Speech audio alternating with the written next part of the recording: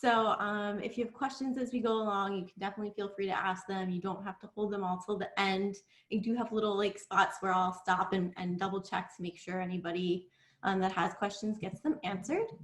But without further ado, I am going to share my screen. There's some closed captioning on the bottom of the screen, and I admit it's AI, so it may not be perfect, but I figured it would be helpful. If it's distracting, I can turn it off. Just so you guys get to know a little bit about me, I am the owner of Your Instructional Designer and the Upskill Experience, and both of those programs, one is the consulting arm of my business where I help businesses to create predominantly virtual learning solutions and other forms of training that allow their businesses to scale. And then the other half is teaching other people how to do that work. So I come to you from having to do a ton of online Zooming, whether that's to meet with my clients or to do webinars or to train people. And I've really grown to like this tool a lot, and I hope you will too. Okay, so we're gonna skip. So there's 3 ways you can get on Zoom. It looks like most of you today use the computer, and that's my preferred method. It gives you the most options for things to do, and I also just find it easier to not have to like hold my phone. But you can access Zoom on your phone too, and I'll show you what the different options look like if you're using your phone instead of your computer. And the last one is direct through your web browser, so it's not an application. You don't have anything downloaded to your computer. And I recommend that option the least, just because sometimes it doesn't give you all of the features that the other two uses. But if you had to download something to get on Zoom today, you're probably using the app. So the 2 things that help you get around are the user bars. So if you're on the computer, you probably see something like this long one here. And you know, the left side is your audio visual stuff. The middle is your extra features. And all the way to the right is the I want to get out of here button. If you're on your phone, it looks a little bit different. So you would see on the bottom, you have audio visual, then you have an option to share content. You'll have the participants button and you'll have the more button, and that gives you all of the options to the right. And so if you don't see something on the main screen at the bottom, you might just have to hit more. Sometimes it happens on the computer too. It's like a 3-dot icon. And so if you can't find something and the person having the Zoom meeting is telling you need to do it, there's a good chance it's under more. Awesome. So there's no other way to get these screenshots but to take pictures of myself talking to myself, so bear with me because you'll see a lot of it. But when you go into Zoom, even though I'm seeing all of you in one way, you might be seeing me in a different format. So if you go to your user bar, you'll see where all of the videos are. There's different options. So because I'm screen sharing, you'll actually see even different options than the ones that are here. But essentially you have speaker view, which is you'll see one person talking. And this is if, again, nobody's screen sharing. And you can pin a video by clicking on that person's picture, which means you'll always see them speaking. So here it's just me and myself, but if I was in a big meeting like the one we're having now, I could pin my video so that I only saw the person who is speaking, or I only saw my friend Jean, or whoever I wanted to be looking at, instead of the pictures constantly moving around. The other option is the gallery view, and that's when you see kind of the Brady Bunch view. So if you're on your phone, you can usually only see about 4 people at one time, but if you are on the computer, you can see up to 49 people at one time, which is really cool when you have a big group. So you can easily toggle back and forth if you go to this little button at the top of your screen. What little button? Right, so for us, I'm screen sharing right now, so you're actually gonna have different options. But if, like right now, I have a panel of video, right? It's a long row, and at the top, there's 4 little buttons. So one is like a low little rectangle, and that hides all of the video.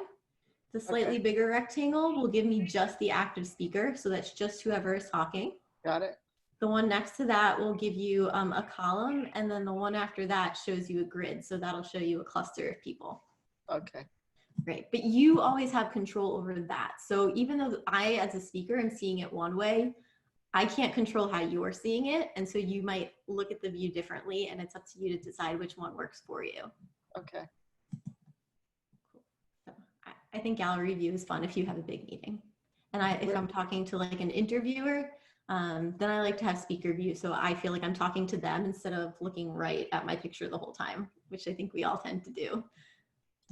How do you get gallery views at the Gallery view, you won't be able to get right. Actually, let me stop the share for a minute so we can all just try it. Okay. So everybody go ahead on your top right. I think everyone's on their computer. If you click the top right, it probably says speaker view right now, or it might say gallery view. If you click it, that will switch the view to the other view. If you like seeing everyone on screen, especially if it's like a meeting where people are talking back and forth, gallery view is great. If it's something like an interview or a presentation, then it can be helpful to just be looking at the main speaker. So back to the presentation. All right, so let's go through some of the commonly used features. And the first one is video. So a really common thing that happens sometimes is that people don't realize when they enter Zoom that they've clicked on phone call or something else, or they clicked on join with computer, but they're actually dialing in. So if you don't hear your own audio or you can't hear people talking when you sign on, just make sure you've clicked the right button. For most of us, it's going to be call using internet audio or join with computer audio. That means I'm using the device, right? You're not using a separate phone number to call in. Then these are the two important buttons to learn for Zoom etiquette. That's unmute and mute. So unmute obviously will put your sound back on, mute will put your sound off, and it's customary to leave your sound off if you're not the one speaking. But sometimes, and this is also really common, people will go, oh, I can't hear you, but you're not muted. And for me, you can see this list here. I don't know why so many microphones, but I have a ton of microphones on my computer. And sometimes Zoom will just magically pick one, and it's not the one that's connected to my computer. So if you find that the person on the other end can't hear you, but you can hear them, it's a good chance that maybe you've got the wrong microphone. And so there's this little caret. You can see the red arrow points to it, this little caret next to your audio button. If you click that, it'll take you to this list and you can try to figure out which speaker you're actually using. And the same thing, if you can talk to them and they hear you, but you can't hear them, it might be your speaker. So in this case, I've got like it's connected to my computer. So I have the audio USB device, but and other times it might be connected to my microphone, or I might just be using my actual computer. And so I'd need to switch which one I'm connected to. All right, so why don't we does everybody feel comfortable muting and unmuting, or do we need to practice that? I think everybody got it, right? Cool. So for video, this is what it looks like on your phone. And basically, there's only one option. You don't have a bunch of extra options, but if you're on your computer, you do. You have some really cool options. So this is what it looks like when I click the caret next to my video. And you can see here, there's a bunch of different things you can click. So I've enabled my high definition video, and that just will give you a clear picture. I also have some obnoxious lighting, which not everybody has. So that's why my picture is clear. But you can decide if you want widescreen or small screen. If you notice your picture isn't coming up, then just like when you use the audio, you could go to this camera drop-down menu and make sure you're using the right camera. I have definitely, so I have two monitors, right? One is connected to my laptop, and sometimes you'll put the Zoom camera on and realize that it's using the laptop because I see a picture of my ceiling. And then I have to switch cameras, and that's how you do it. You just go to this little caret, click video settings, and it will take you right here. And then there's the fun stuff, right? So you can also click right here for your camera. The virtual background, everybody's favorite thing. I will show you how to use that in just a minute. And again, it's just by going to this little caret next to your video and clicking choose virtual background. And then you can add, so here I've got some that came with Zoom, like outer space comes with my Zoom, which is pretty cool. But you can also click and add your own. So in some of the other shots, you'll see that there's like a really colorful pink background, like in the last one, those came right off my computer. So you can add as many as you'd like. And then when you're done, you just click this none over on the left. You don't need a green screen to do this, even though there's this button. If you don't have a green screen, don't click the button. Right? And if you're on your phone, it's a little bit different. You're gonna click and then it'll take you here and you'll just pick from the bottom bar. So now it's your turn. I want you all to go to your camera. So remember that is down here. Go to your camera on the user bar, look at that little white caret, and go ahead and click virtual backgrounds, and then go ahead and pick your favorite one. Right now, but you can also use it to, let's say you have a lot of clutter behind you and you're on an interview call, you can find a really nice image of a beautiful office and put it behind you, right? That's, or if you're doing you know, a business presentation and you want to put your logo behind you, you can do that, but just keep in mind that like it's not perfect, right? You can see all the weird things happening as I move quick, but it is fun. So these are just 3 really good tips for when you're on Zoom. If you can keep your camera slightly above eye level or at eye level, it's going to look much better than if it's down here, right? Then you get the double chin effect, but also it just makes you look like you're making eye contact with the person when it's more at eye level. And so it engages them more. The other thing is that even if you have the world's best webcam and it's like 4K, 8K, a million K, whatever, if you have bad lighting, your picture will still come out grainy. So I have a ton of lighting in my room just because I do this all the time. I don't think everybody needs, like, I have 3 soft boxes around me. I don't think everybody needs that. But if you can avoid sitting with like a really bright window behind you, or, you know, if you can just get a little bit of soft light on your face, that will really help make the picture clearer and less grainy. Then the other part is audio. So sometimes if you're just using your computer or your phone, you'll hear an echo, or you'll get feedback. So it's really recommended that you have a microphone that's plugged in separately, or I'm sorry, you have speakers plugged in and a microphone separate.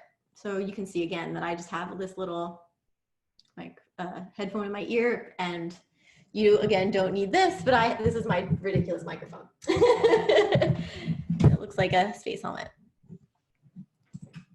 Cool. So do we have any questions at this point? We're doing good? Okay, a few more things to go through.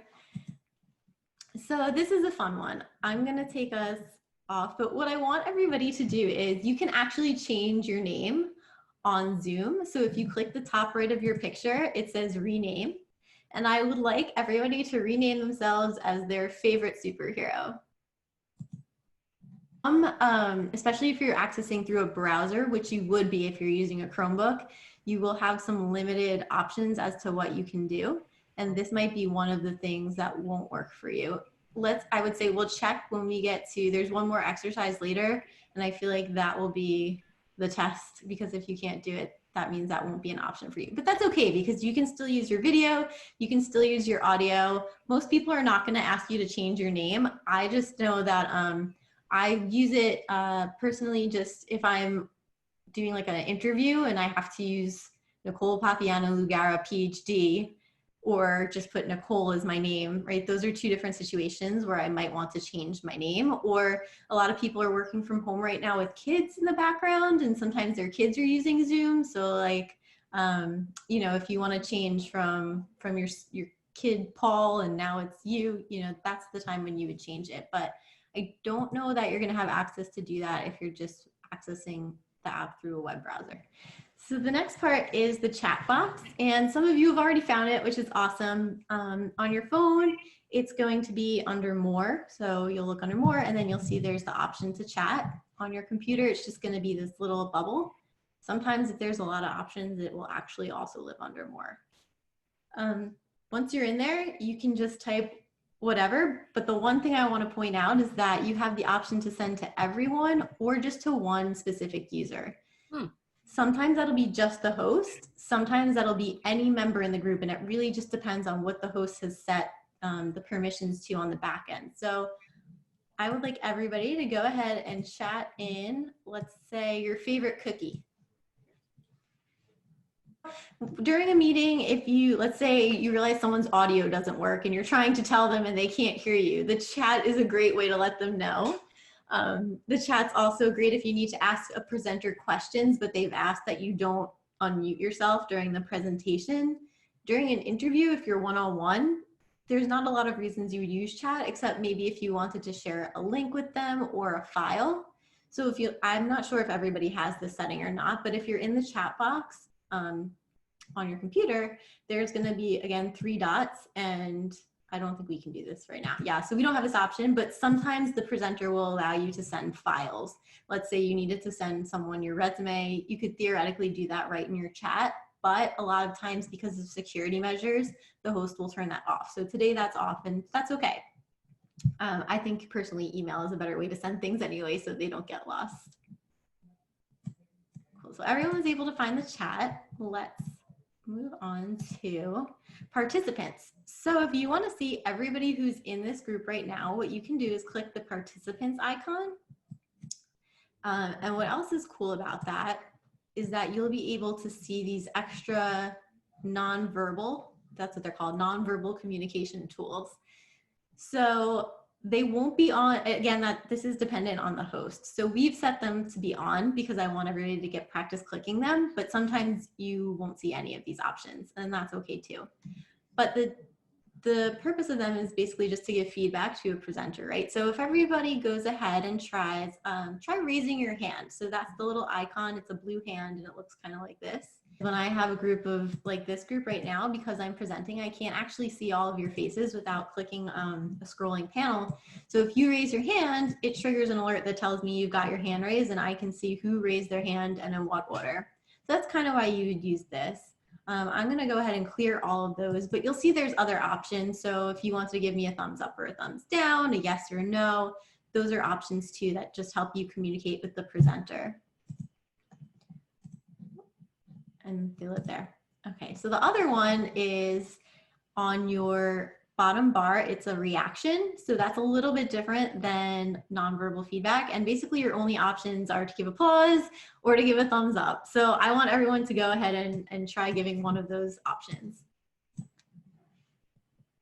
Yes, I got some applause. And it's the little button that looks like a happy face.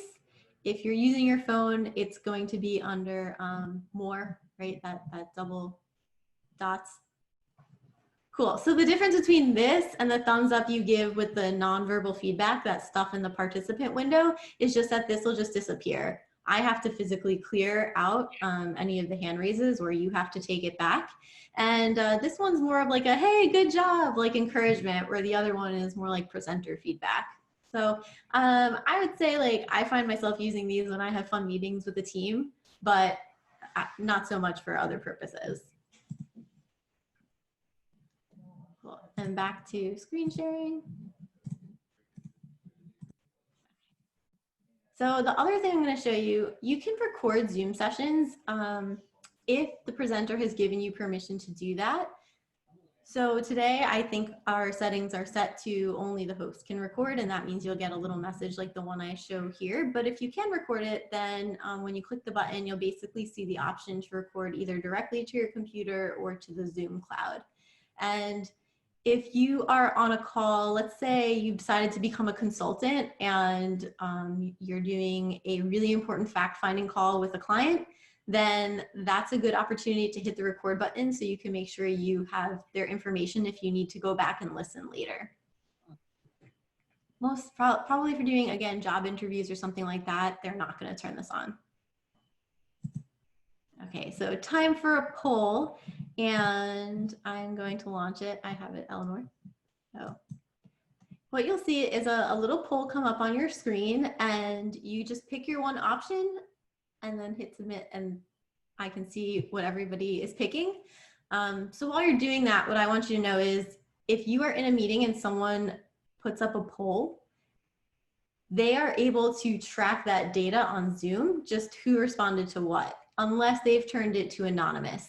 So I turned this one to anonymous. I don't want to know who picked what. I just want to get kind of a feel for the room. But if you're really uncomfortable answering a question that somebody has posed in a poll, you can ask that meeting host if it's an anonymous poll or not.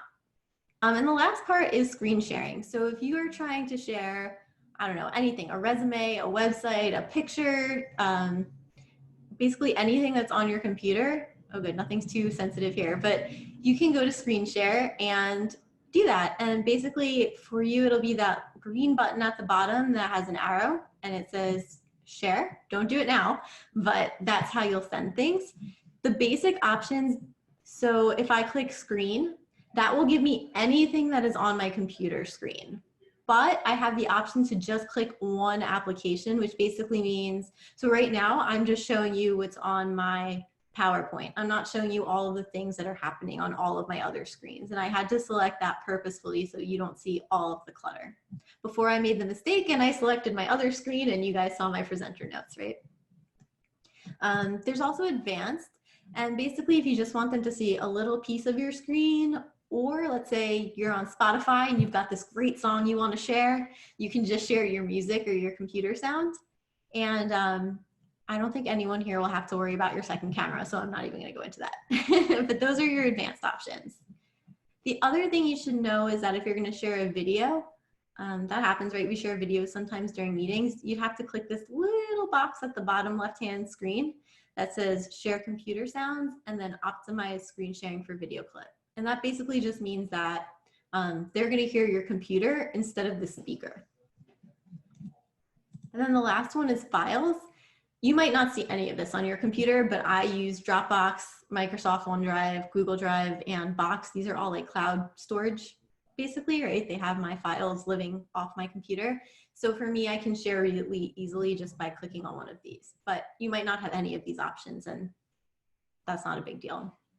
If you're on your phone, oh, sorry, this is kind of what I was shared to me. So when you're on the opposite side, like you're doing now, again, you can see what's being shared. And then I've closed mine up here so that there's just one person showing, but you can use those little boxes at the top of my picture. If you see them, they're like the small rectangle, the slightly bigger rectangle, and the two rectangles.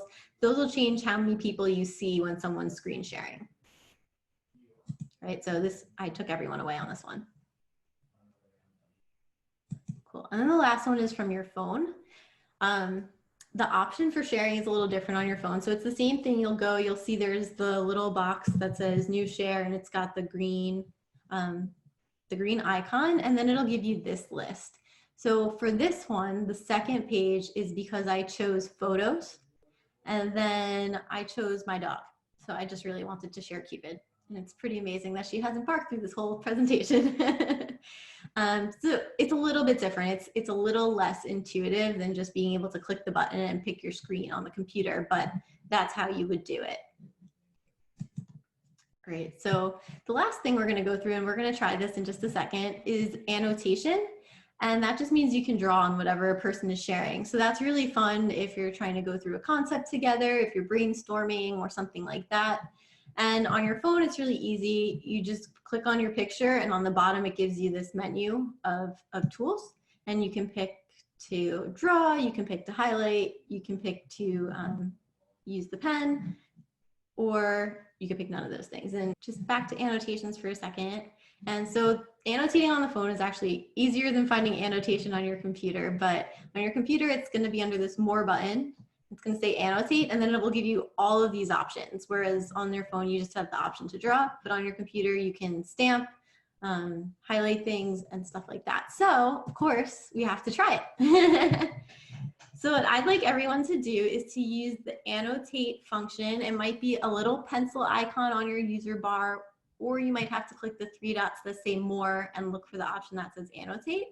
And I want you to either draw a check mark or put a stamp next to your zodiac sign. So that's all it takes. You can do a lot of fun things with that. I mean, if you've got family, you guys can play a game, right? You put up a picture, you can play tic-tac-toe, but for the most part, it is going to be an added extra. You know, my great partner told me she just wants to hang out with her family. So, you know, maybe this isn't all the stuff that you really need to be using. But if you're doing job interviews, if you're doing work stuff, if you want to train people live, those are really great options just for you to know and to use. There's just a few things left. I mean, I think we've made it through all the heavy hitting stuff. So you can let me know if you have other questions as we go through. And oh, I started from the beginning again, apparently. Presenter issues.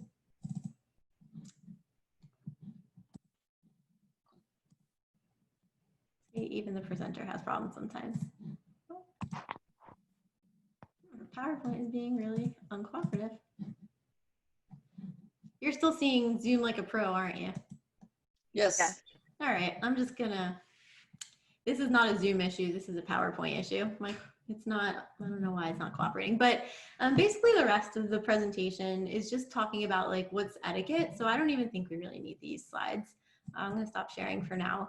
But I think the important things to remember are to treat a Zoom meeting like you would treat a regular meeting, right? So it's really good practice. You've all done it already. You've all been great and polite, but it's good practice to mute yourself when you're not speaking, especially when you're working from home, because my neighbors love mowing their lawns all the time. I don't know why, but you know, not hearing that background noise is good. Or if you have kids at home, or if you have grandkids at home, or just like my husband's on the other side of the wall, it can get noisy. So when other people are talking, it's good to have that mute button hit just to give them their nice clear sound, basically. And then also you'll notice probably that I have a green box around my picture because I'm talking right now.